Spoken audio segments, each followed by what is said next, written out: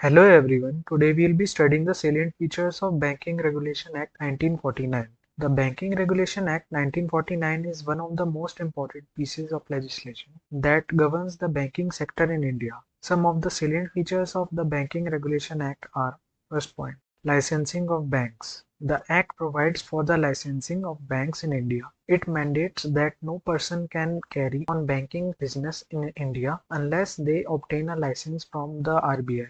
Second point, regulation of banking companies. The Act lays down the regulations for banking companies in India. It provides for the minimum and maximum capital requirements for the banks and the rules for the maintenance of reserve funds. Third point, control over management. The Act gives the RBI to control and regulate the management of banking companies. It can issue directions to banks on matters relating to the management of their affairs. Fourth point, branch expansion. The Act provides for the regulation of the expansion of branches by banks. Banks need to obtain prior approval from the RBI before opening a new branch. Fifth point, deposit insurance. The Act provides for deposit insurance for customers of the banks. The Deposit Insurance and Credit Guarantee Corporation (DICGC) was established under the Act to provide insurance cover to bank deposits. Sixth point, power to inspect. The Act gives the RBI powers to inspect and audit the books of banks.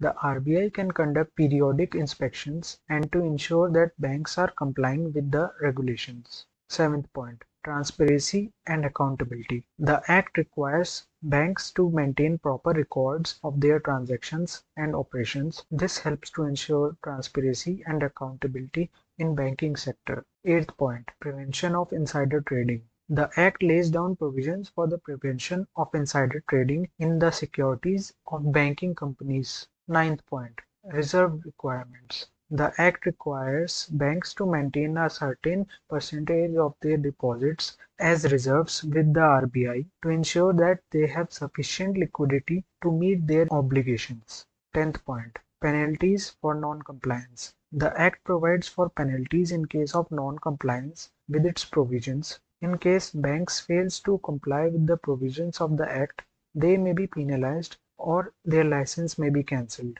Overall, the Banking Regulation Act plays a crucial role in maintaining stability and trust in the banking sector in India.